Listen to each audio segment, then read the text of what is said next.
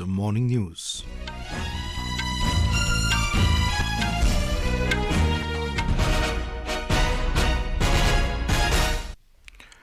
Good morning. I'm Abhishek Mukhopadhyay. The headlines. Voting begins for assembly elections in Telangana across all 119 constituencies. Prime Minister Narendra Modi to distribute over 51,000 appointment letters to newly inducted recruits in government sector under Rozgar Mela today. Prime Minister to also interact with beneficiaries of central welfare schemes under ongoing Viksit Bharat Sankalp Yatra.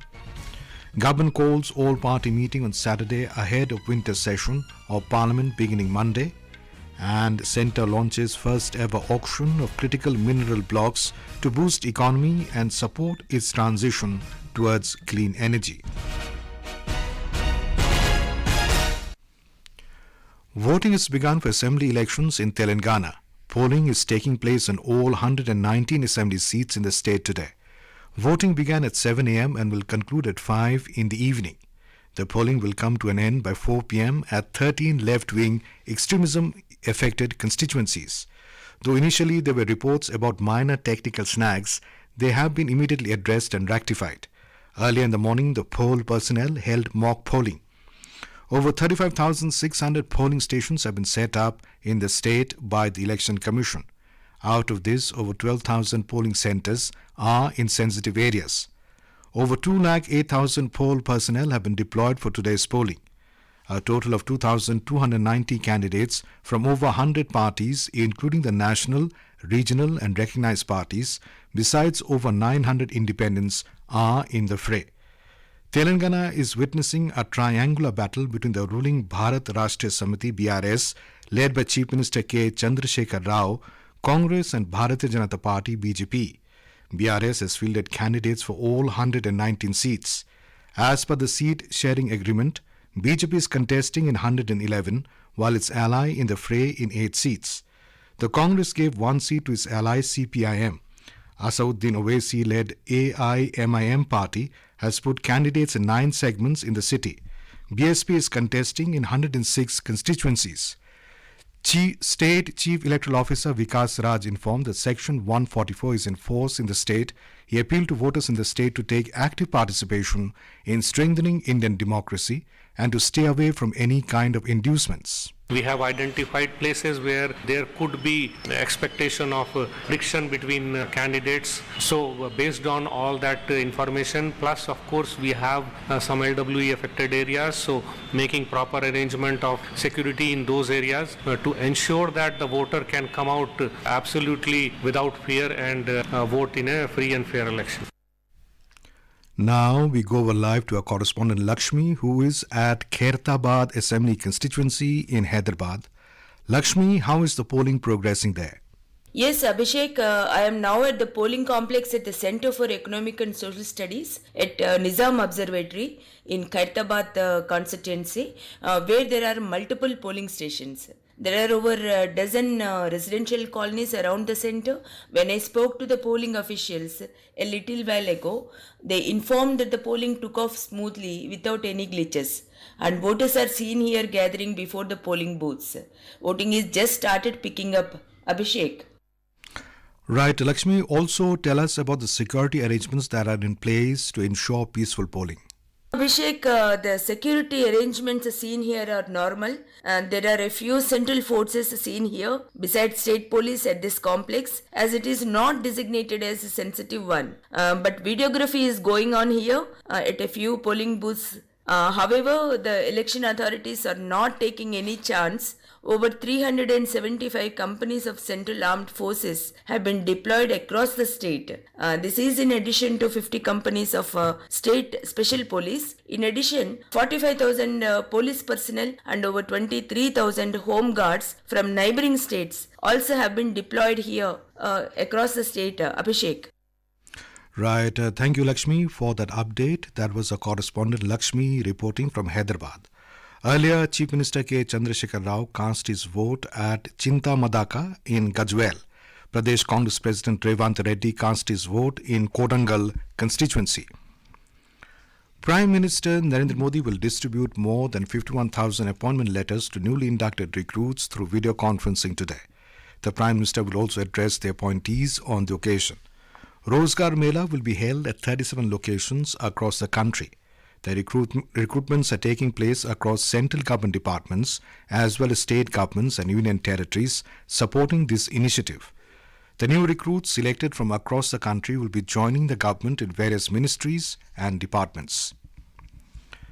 The Prime Minister will interact with beneficiaries of central government's welfare schemes today through virtual mode under the ongoing Viksit Bharat Sankalp Yatra. The aim of the Yatra is to attain saturation of flagship schemes by ensuring that the benefits of these schemes reach all the targeted beneficiaries in a time-bound manner. The Prime Minister will also launch Pradhan Mantri Mahila Kisan Drone Kendra on the occasion. Under this initiative, drones will be provided to women's self-help groups, SHGs, so that this technology can be used by them for livelihood.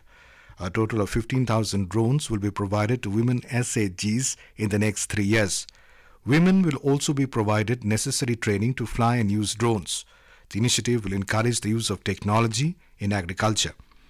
During the program, Prime Minister will also dedicate the 10,000th Jan Aushadhi Kendra at AIIMS Devghar. The Prime Minister will also launch the program to increase the number of Jan Aushadhi Kendras in the country from 10,000 to 25,000. Viksit Bharat Sankalp Yatra is going on in different parts of the country.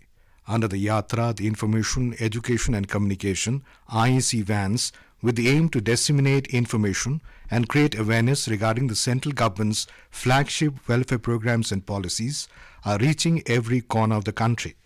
Prime Minister Narendra Modi launched the Yatra on the 15th of this month.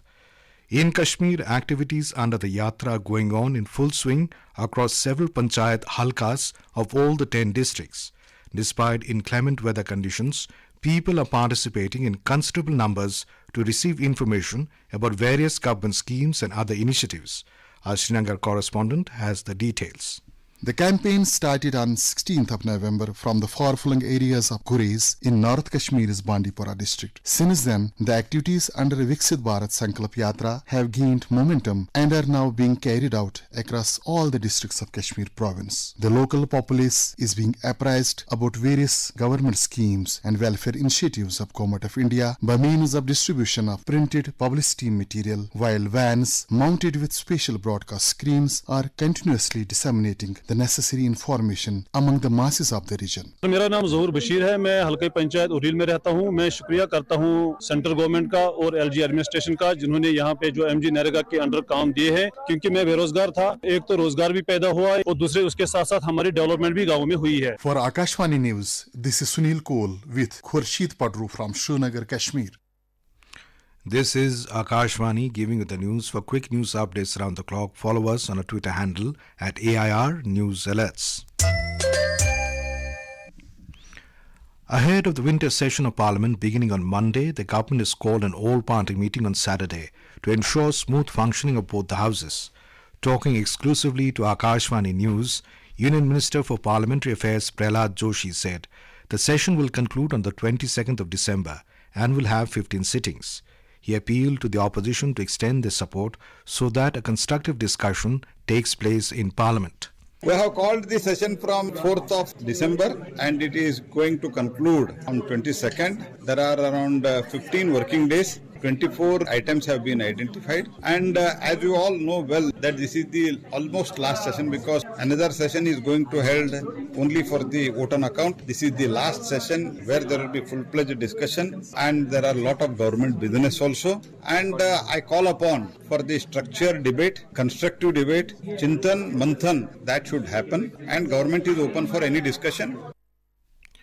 Union Minister for Mines Prahlad Joshi has launched the first ever tranche auction of critical mineral blocks at a function in New Delhi. 20 blocks of critical and strategic minerals have been auctioned in the first tranche. The blocks include graphite, lithium, molybdenum, nickel, copper and potash. They are located in Odisha, Chhattisgarh, Jammu and Kashmir, Uttar Pradesh, Jharkhand, Bihar, Tamil Nadu and Gujarat. Speaking on the occasion, Mr. Joshi said that it is a landmark initiative that will boost India's economy, enhance national security and support its transition to a clean energy. Later, talking to reporters, the minister said the estimated value of the 100 blocks of critical and strategic minerals which have been identified up till now is 45,000 crore rupees. अभी तक हमने 100 blocks identify किया है of critical minerals. उसका net value है nearly about 45,000 crores. Critical mineral first time in the history of independent India हमने critical minerals माननीय मोदी जी के मार्गदर्शन में आइडेंटिफाई किया है. सिर्फ आइडेंटिफाई नहीं किया, हमने एक दूरदृष्टि रख के हम पहले से ही इसका प्लानिंग कर रहे थे. इसके कारण जियोलॉजिकल रिपोर्ट भी हमको मिल गया है. अभी हम ऑक्शन भी कर रहे हैं. The auction of these critical mineral blocks will culminate close on the 20th of February. The auction will be held online through a transparent two-stage ascending forward auction process.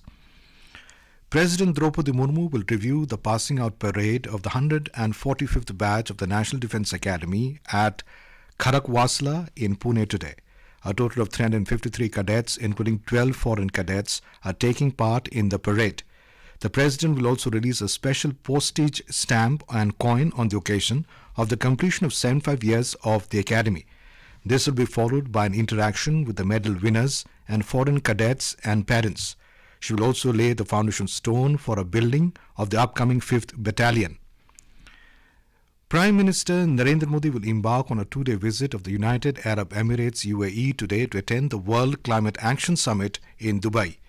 The summit is the high-level segment of the 28th Conference of Parties, COP28, to the United Nations Framework Convention on Climate Change, UNFCCC. COP28 is being held from 28th November to 12th of December under the presidency of the UAE.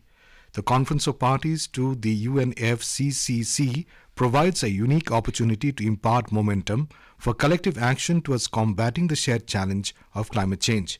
During COP26 in Glasgow, Prime Minister Modi had announced 5 specific targets titled Panchamrit as India's unprecedented contribution to climate action. In Tamil Nadu, the Regional Meteorological Department has said that the low-pressure area over South Andaman Sea has moved west-northwestwards and lay as a well-marked low-pressure area over southeast Bay of Bengal. It is likely to move further and concentrate into a depression over southeast Bay of Bengal tomorrow. Thereafter, it is likely to and intensify gradually into a cyclonic storm over southwest and adjoining southeast Bay of Bengal around Saturday. Under the influence of the cyclonic circulation, light to moderate rainfall is likely to occur at many places over Tamil Nadu till Sunday. With the advent of the northeast monsoon, there has been widespread rainfall in the state. The presence of the depression has brought rains measuring more than 16 centimeters in some areas. Chennai and its suburbs witnessed continuous downpours since yesterday evening. Office goers had a tough time as there was no respite from the rains and the traffic when going back home. As rains are bound to continue with another spell, schools in many districts have been closed down for today. Moderate rains in catchment areas of the reservoirs which supply water to Chennai city, excess water were released with necessary flood warnings. Joy, Akashvani, Chennai. And now for a look at today's newspapers, it's over to Sarabjit Kaur. Thank you, Abhishek. The rescue of the 41 workers in Uttarakhand continues to make front-page news in most of the dailies. Global applause for Uttarkashi rescuers. Rat hole miners make India proud, leads the pioneer. Joy, gratitude, rescued 41 set for a new chapter, leads the Hindustan Times. Cabinet gives nod to free ration scheme for 80 crore poor till 2028, reports the Asian Age. And finally, back in the hot seat, the Great Guide of India says the Indian Express about Rahul Dravid's tenure being extended. Dravid to remain head coach as board extends contract, states the Times of India. The wall stays in place, writes the Tribune. And with that, it's back to you, Abhishek. Thank you, Sarabjit. And now, before we end the bulletin, the headlines once again. Voting begins for assembly elections in Telangana across all 119 constituencies.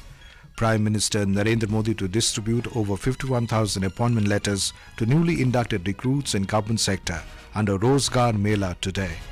Prime Minister to also interact with beneficiaries of central welfare schemes under ongoing Viksit Bharat Sankalp Yatra. Government calls all-party meeting on Saturday ahead of winter session of Parliament beginning Monday. And Centre launches first ever auction of critical mineral blocks to boost economy and support its transition towards clean energy. And with that, we end the morning news.